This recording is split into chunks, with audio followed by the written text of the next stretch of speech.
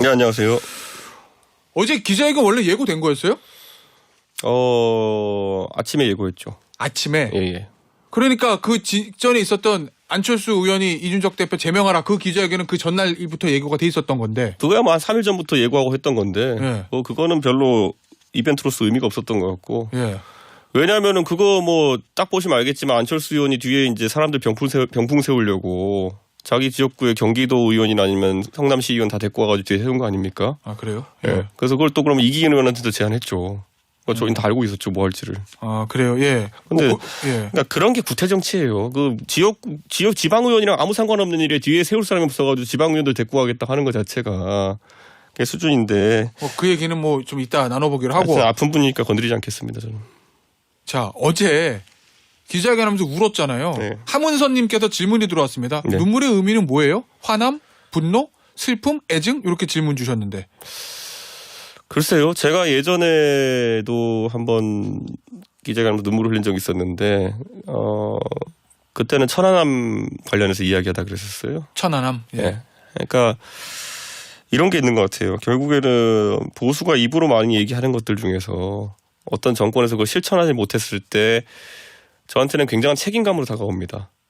네. 그리고 마음이 아프죠. 그런데 이번에 특히 저는 박정훈 대령 네. 해병대 수사단장, 전수병 수사단장 지금 엄청난 고초를 겪고 계신데 이분의 수사가 단순한 건이라 좀 보지 않습니다. 이분에 대해서 항명 수괴죄로 잡아넣으려고 하다가 지금 이제 혐의를 좀 낮춰가지고 이제 항명으로 한 건데 대통령께서 지금 대통령이 되기까지 가장 큰 본인의 자산이라고 하면 스타 검사라는 겁니다.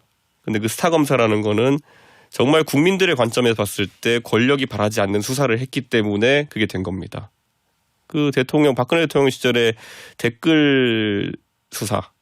그거는요, 박근혜 정부의 정통성을 뒤흔들 수도 있는 그런 수사였어요. 그런데 거기에 있어서 본인이 하고 싶은 의지대로 해가지고 좌천당한 것이 첫 번째 자산이요.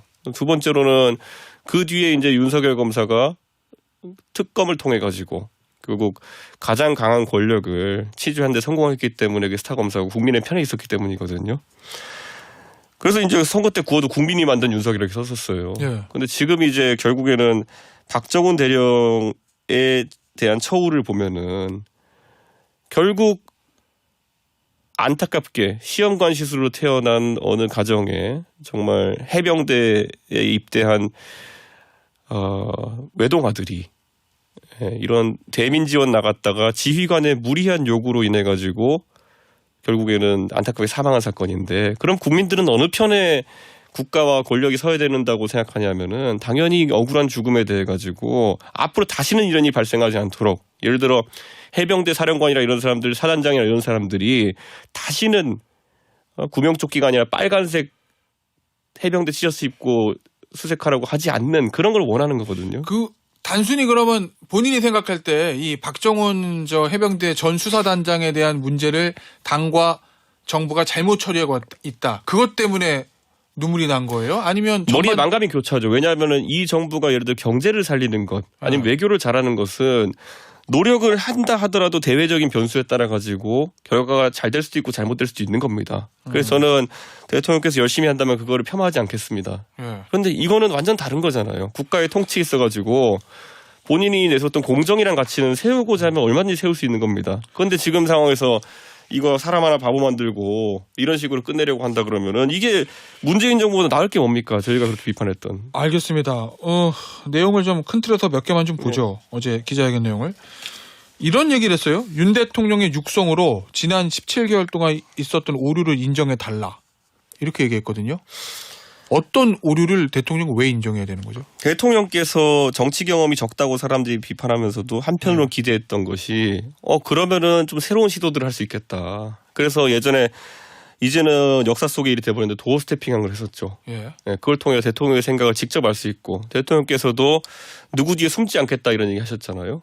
그런데 지금 상황은 보면은 여당도 그렇고 대통령실도 그렇고 뭐 정부는 아예 아무 말도 안 하고요. 그러니까 대통령실과 여당을 보면은 매번 익명 인터뷰밖에 없습니다. 어디 핵심 관계자, 어디 관계자. 항상 그건 이번 정부뿐만 아니라 지난번에도 항상 그랬던 아닙니다. 우리 하다못해 문재인 정부, 박근혜 정부 때만 본다 하더라도요. 네. 홍보수석이 나와서 브리핑하는 거 자주 봤습니다. 아, 그런 공식 브리핑이요? 아, 그렇죠. 그리고 뭐 이명박 대통령은 본인이 그거 좋아하셔가지고 라디오 연설까지 매일 하기도 했고요. 매주 하기도 했고요. 근데 저는 이렇게 말씀드릴게요. 저한테 말을 왜 그렇게 이준석은 세게 하냐고 하는 분도 있잖아요. 제가 표현이 세서가 아니에요. 저는 제 모든 메시지를 제 실명을 걸고 합니다. 네. 그렇기 때문에 남을 비판해도 실명을 하고요. 남을 칭찬해도 실명을 합니다. 그런데 지금 보시면 여당이나 아니면 정부의 모든 메시지는 뒤에서 다 익명으로 나오고 있어요. 대포차 끌고 다니는 거예요. 그래요. 네. 그럼 그 왜 익명으로 한다고 보시는 거예요? 그러니까 애초에 정치를 하거나 행정할 자질이 없는 사람들이죠. 예, 본인들이 그럼 왜 지금 용산과 국민의힘의 중추를 이루는 사람들이 다 그렇다는 거예요? 그렇죠. 어떻게 아니 국회의원들이 나이 60 넘어가지고 연봉 몇 억씩 1억 얼마씩 받으면서 자기 이름으로 의견 하나 못 냅니까? 예. 저는 굉장히 부끄럽다. 사실 제가 이 기자회견을 하게 된 계기도 그저께 이제 의원총회를 한 거 아닙니까? 예. 그럼 보통 예전 같으면 의원총회에서 이 정도의 선거 패배면은 의원들이 문제를 직시하고 오늘 여론조사들도 나오고 있습니다만 대통령의 책임이 50%를 상회한다는 조사들도 나오고 있어요. 이번 강서 보궐선거에서.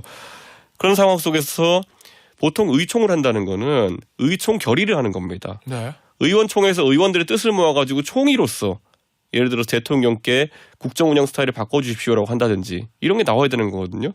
근데 심지어 지난 의총에서는요 10몇 명이 발언했다고 하는데 김웅, 허은하 이 두 분 빼고는 실명으로 본인 의견을 밝히지도 못했어요. 예. 전부 다 그냥 어디 충청권 모 의원 뭐 이런 식으로 아니 그게 본인들의 정체성입니까? 충청권 모 의원이? 그러면 대통령이 이준석 대표의 주장대로 대통령이 지난 17개월 동안 있었던 오류를 인정해야 되려고 하는 그 오류가 당이나 용산의 소통 방식의 문제라는 거예요? 아니죠. 제가 열거했던 것들이 있지 않습니까? 예. 지금 들어가지고 대한민국 국민들에게 사실 이거는 보수 진영의 지지자들에게도 못할 짓을 하고 있는 거예요. 어떤? 아니 동네에 가가지고 대통령이 말씀하신 대로 이념 전쟁을 벌이려고 하면은 대한민국의 어지간한 사람들 다 교과서로 홍범도 장군은 대한민국 독립유공자이고 예. 무엇보다 독립군 총대장이다. 예. 라고 배웠어요. 교과서로. 근데 그 교과서와 싸워가지고 이념 전쟁을 하라는 겁니까 지금? 그렇게 자신 있으면 교과서부터 고치든지요. 근데 이준석 전 대표 네. 이런 게 있잖아요. 네.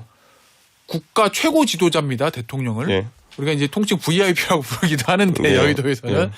대통령에게 본인이 스스로 본인이 잘못한 거를 인정하세요라고 얘기하는 건 그걸 대통령이 받을 수 있다고 보시나요? 비단 윤석열 대통령뿐만 아니라 문재인 전 대통령이나 박근혜 전 대통령 어떤 정부든지 간에 대통령에게 본인이 당신이 취임해서 이제까지 한 일이 잘못해서 보궐선거 졌으니까 책임을 당신의 목소리로 스스로 인정하십시오라는 그 요구가 대통령이 받을 수 있는 요구라고 보세요?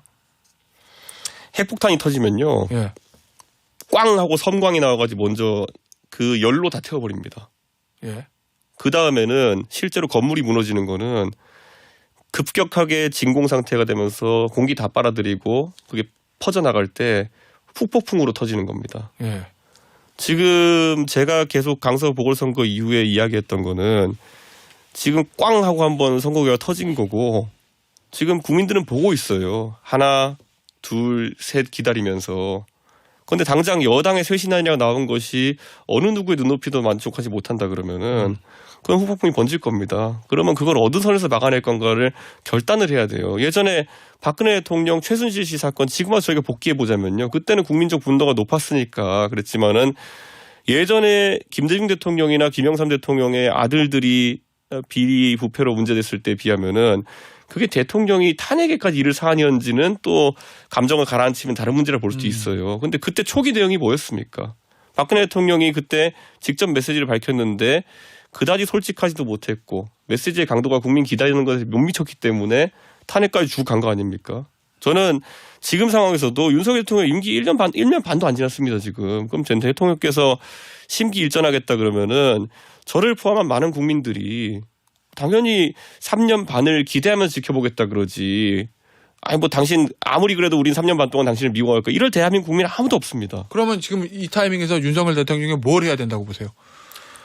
어떤 형식이든 좋습니다. 사람 스타일이 다 다릅니다. 예. 그런데 직접 하시고요. 뭐든 솔직하게 하시면 됩니다. 그럼 직접 예를 들어서 뭐 기자 간담회라든지 뭐 이런 형태를 통해서 무슨 얘기를 해야 된다고 보세요?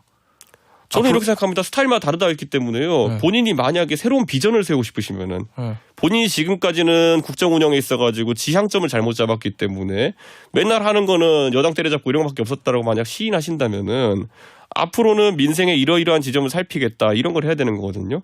어제 민생 살피겠다 주문 이런 것도 그냥 수석보좌관회에서 얘기했다. 그냥 이 정도로 그냥 단신 처리되고.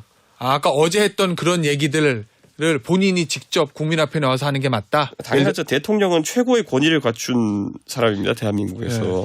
그분이 하는 말에 있어가지고 말에 무게가 있습니다. 그 여당의 집단 무건수행의 저주를 풀어달라. 네. 이것도 윤석열 대통령을 향한 얘기입니까? 아니 본인이 전부 다 저주를 걸어놓은 거 아닙니까 지금. 어떻게요? 아니 어떤 저주를? 당대표한테 내부 총질한다고 해가지고 예. 예? 당 장하기 시작해가지고 예전에 그다음에는 그 체리 따봉 말씀하시는 거죠? 예, 그다음부터는 뭐 계속 당대표 출마하는 것도 사람들 막아세우고 징계 여기저기 때리고 그다음에 뭐 당대표 나온 사람한테도 대통령 자신의 최측근 참모여야 하는 정무수석이 아무 말 안 하면 아무 일도 일어나지 않을 거다. 뭐 근데 그 말 듣고 그 사람이 어떻게 반응했는지는 또 약간 웃기긴 하지만은 저는 이런 거 행동 하나하나에 대해 가지고 국민들이 보고 있고 지금 총체적 평가를 받은 거예요. 보궐선거에서. 예. 그런데 지금 여기서 이거를 그냥 모른 척 한다. 진짜 벌거숭이 임금님 하려고 하십니까? 그 예전에 보면은 네. 저 보수 정당에 네. 뭐 남원정이라고 불리는 개혁파들도 있었고 네. 이 당 지도부나 당시 청와대를 향해서 쓴소리를 하는 의원들이 좀 있었는데 지금 국민의힘은 그게 없다는 평가가 많습니다. 네. 그것도 다 용산의 윤석열 대통령 때문이다 이렇게 보시는 거예요? 이렇게 생각합니다. 애초에 그 고양이와 호랑이는 종이제가 다르다고 이렇게 말했잖아요. 예. 그래서 지금 의원들 대부분이 난 아직까지 초선이고 이런 힘이 약하니까 나는 이럴 수밖에 없다라고 변명하지만은 제 생각에 이분들이 재선 3선 되면서도 비슷하게 사실 것 같긴 해요. 예. 그와 별개로 대통령께서 이 고양이 과인 분들을 얼마나 지금 겁박해놨습니까? 공천권 소리 하지. 아니 나경원이라는 4선 의원 그 정치인들에게 하늘 같은 선배야 될 그런 사람에게 연판장을 돌려가지고 망신을 줬어요. 네. 심지어 나경원 의원의 보좌관 출신 초선 의원에게까지 사실 그런 압박의 분위기가 들어갔던 거거든요. 저는 글쎄요. 지금 와가지고 그럼 제가 간단히 그럼 김태현의 정치쇼 청취자분들한테 한번 이거 또 해볼까요? 뭐요? 대통령이 이런 분위기를 만들었다 생각하시면 1번. 아니라 생각하시면 2번. 왜 그래요? 지금 문자 또는 유튜브 댓글로 달아주십시오. 예? 대통령이 이 여당에 침묵하는 분이 만들었다 생각하시면 1번. 아니면 2번. 또 해봅시다 한번. 자 일단은 이준석 대표의 생각은 뭔지 알겠어요. 그러면 이준석 대표의 그런 원인 진단과 해법 이거를 용산에서 받을 수 있을 거라고 보나요? 지금은 이준석 미워가지고 이준석이 하는 말 안 듣고 하는 이런 청개구리식 정치할 때 아닌 것 같거든요. 예. 네. 살려면 어떻게 해야되는지 고민할 때입니다. 만약에 용산에서 안 받으면 어떡할 거예요? 뭐 자신들이 자기한테 도움되는 약을 안 먹겠다는데 제가 뭐라고 하겠습니까? 유튜브 댓글로 이런 글들이 좀 올라오고 있어요. 이준석 탈당하려는 준비 작업인. 이준석의 눈물의 기자에게는 탈당을 하고 신당 창당을 위한 것으로 분석한다. 어떻게 보십니까 이 얘기? 왜냐하면 어제 이제 이준석 대표가 아마 이 청취자들의 반응은 이준석 대표가 했던 그런 요구들이 좀 톤이 강하고 용산이나 국민의힘 지도부에서 받기 어려운 것들을 얘기해서 혹시 판을 깨려는 밑작업 아닌가 이렇게 의심하고 있는 것 같거든요. 몇 일각에서는. 해석은 자유입니다. 해석은 자유고요. 예. 예. 그래서 해석은 자유이기 때문에 제가 여기서 뭐 거기에 대해서 평가를 하진 않겠습니다만은 만약 그런 댓글을 다시는 분들이 여당의 지지자라면요. 이번에 강서구청 보궐선거 바탕을 보시니까 어떠십니까? 그 전까지 얼마나 유튜브에서 서울은 지금 이기고 있으니까 걱정할 필요 없다. 이준석, 윤상현 이런 사람들이 수도권 위기론을 의도적으로 만들어내는 것이다. 이렇게 하는 거 들으면서 얼마나 환각에 빠져가지고 지금까지 시간 허비하셨습니까? 앞으로 6개월 딱 남았는데요. 앞으로는 댓글 하나도 신중하게 다셨으면 좋겠어요. 예. 그런 거 어디 유튜브에 보고 와가지고 그런 걸로 이야기할 때마다 본인은 뭘 더 안다고 생각할지 모르겠지만은 본인이 지지하는 세력을 구렁텅이로 몰아넣고 있는 겁니다. 어쨌든 탈당하고 그러려는 밑작업은 아니다. 그 얘기인 그럴 거죠? 거면 왜 밑작업합니까? 제 생각에는. 그냥 나가버리지 그 네. 얘기인가요? 예. 밑작업할 게 뭐가 있습니까? 이미 제가 1년 반 네. 동안 당한 게 부족합니까? 알겠습니다.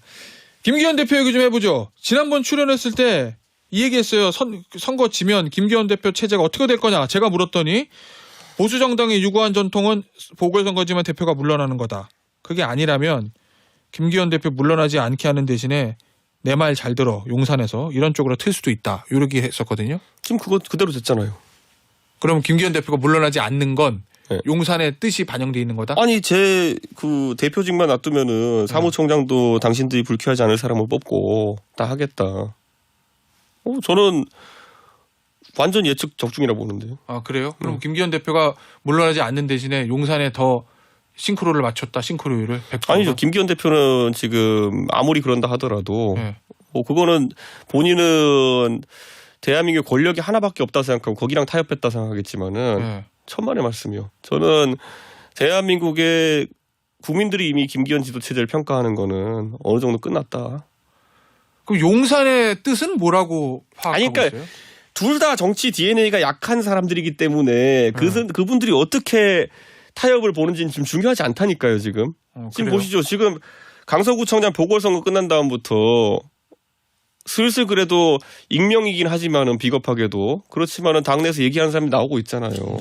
지금 당장 이제 총선 모드로 돌입해가지고 그들이 그러면 강서구청 보궐선거 때 기자들한테 얘기했던 대안이라고 하는 거 뭐 지게 되면은 뭐 선대위를 일찍 출범시키고 공관위를 일찍 출범시키면 돼 이런 거 탁상 공론이죠. 지금 무슨 권위로 선대위와 공관위를 출범시킵니까 빠르게? 자 그러면 용산은 앞으로 이 국민의힘의 이 지도 체제와 총선에 대해서 어떤 생각을 가지고 있다고 봐요? 김기현 대표 체제를 계속 끌고 갈 것이다라고 봅니까? 아니면 중간에 뭔가 또 하나 이벤트가 있을 거다라고 봅니까? 저는 지금 아마 어제 참고로 말씀드리면 박성민 정치 컨설턴트는 개인 사견임을 전제 이런 얘기했어요. 비대위를 전환하든 신당 창당으로 가든 그에 따른 시간이 필요하기 때문에 김기현 체제의 유지는 시한부일 거다라는 게 이제 어제 박성민 대표의 개인 의견이었습니다만. 제 생각엔 지금 박성민 대표님한테 김기현 대표가 돈을 들이고 컨설팅을 의뢰하는 게 나을 겁니다. 어떤 의미죠? 왜냐하면 지금 여당 지도부나 아니면 이런 정치적 이런 분들의 정치적 DNA가 박성민 대표가 보는 것보다도 약합니다. 그래요? 예. 예. 그렇기 때문에 지금 저는 아주 합리적인 분석이라고 생각하고요. 예. 어차피 지금 보수 성향의 언론사들이 대동단결해가지고 사설로 때리고 있지 않습니까? 예. 저는 2주 봅니다. 길어야. 무슨 의미죠? 2주 동안에 이 평지 풍파를 막아낼 수 있는 충격 완화용 아이템이 없다고 한다면은 예. 아까 말했던 후폭풍이 너무 셀 겁니다. 무슨 말이냐면 지금 지난주에 나온 여론조사들은 사실 보궐선거 끝나고 민심 반영하지 않았지만은 이번 주부터 이제 20%대 대통령 지지율이 나오는 조사들이 많이 나올 겁니다. 개인적인 예측이죠 일단은. 아직 결과가 발표된 건 없으니까. 그렇죠. 그리고 제가 이런 얘기를 하면요. 자꾸 이제 또 어르신들은 이준석이 저주하지 마라 이렇게 얘기하거든요. 예. 그러니까 이런 건 저주가 아니라 일기예보라고 하는 거예요. 일기예보요. 예. 예측이라는 거죠. 이게 예. 사실 저주라 해도 사실 큰 변화는 없는데 이분들이 강서구청장 보궐선거를 평가할 때 이준석이가 자꾸 18% 얘기해서 졌다라고 하시는 분들도 간혹 있어요. 그건 무슨 얘기 수준이냐면요. 일기예보를 그렇게 해가 비가 왔다 뭐 이런 수준이에요. 비 온다고 일기예보해서 비가 왔다고 주장하는 수준이거든요. 그러니까 저는 지금 상황에서 일기예보 하면은 제발 우산 쓰세요 그냥. 예, 일기예보 부정하지 말고. 자 그러면 이준석 전 대표 예측대로면 2주 동안 국민의힘하고 그다음에 용산의 대통령 지지율이 계속 떨어질 거라는 얘기잖아요. 그럼 떨어지면 그럼 2주 후에 어떤 일이 일어날 거로 보세요? 좀 못 버틸 거라 보죠. 그럼 그때 물러난다? 못 버티고?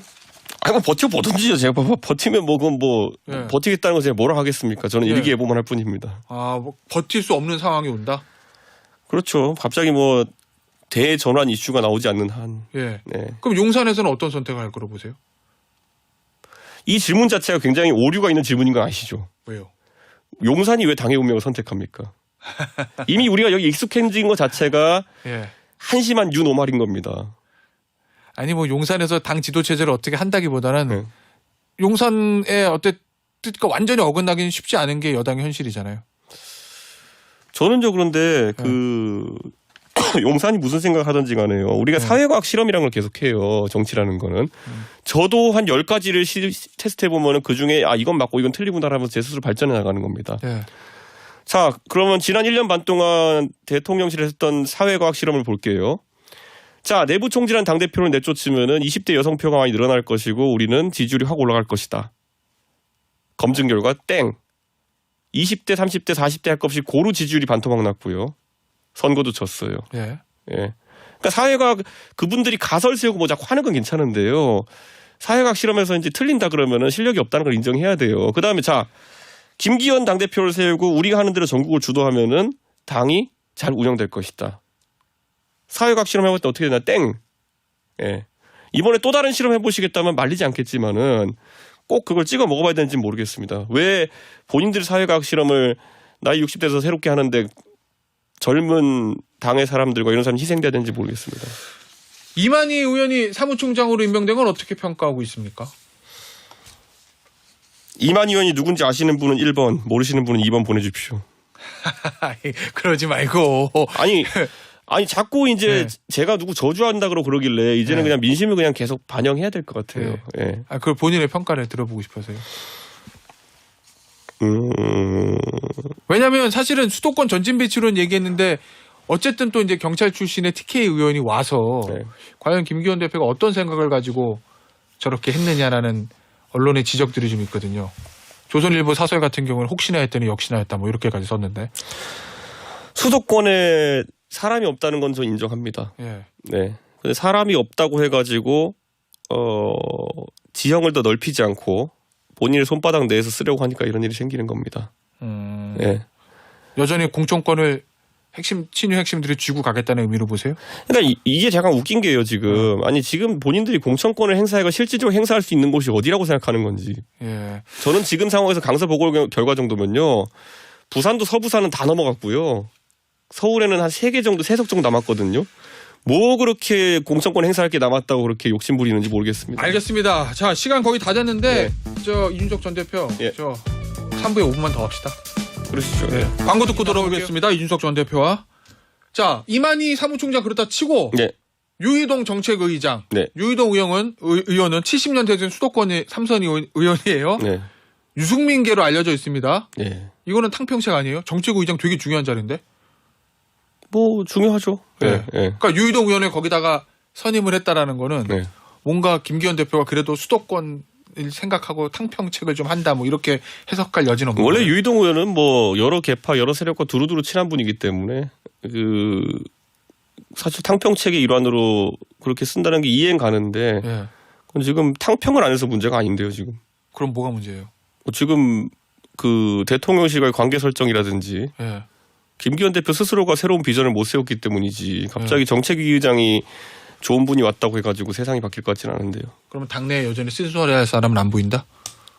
그렇죠. 저는 만약에 이번에 보면은 그래도 쓴소리를 하는 분들 중에 보면 충청도의 홍문표 의원님이라든지 예. 아니면 뭐 윤상현 의원 같이 윤상현 의원 전략가면서도 할 말 하는 사람입니다. 예. 그럼 이런 사람들을 자신 있게 기용하는 모습은 왜 못 보였을까요? 그건 왜냐하면요. 예. 김기현 대표보다 그분들이 훨씬 스피커로서의 파워가 크기 때문이에요. 그럼 김기현 대표가 본인보다 큰 스피커를 지도부로 드리는 건 부담스럽다? 그렇죠. 그리고 더 그분들이 정치적으로 뭐랄까요. 맞는 메시지를 낼 테니까요. 예.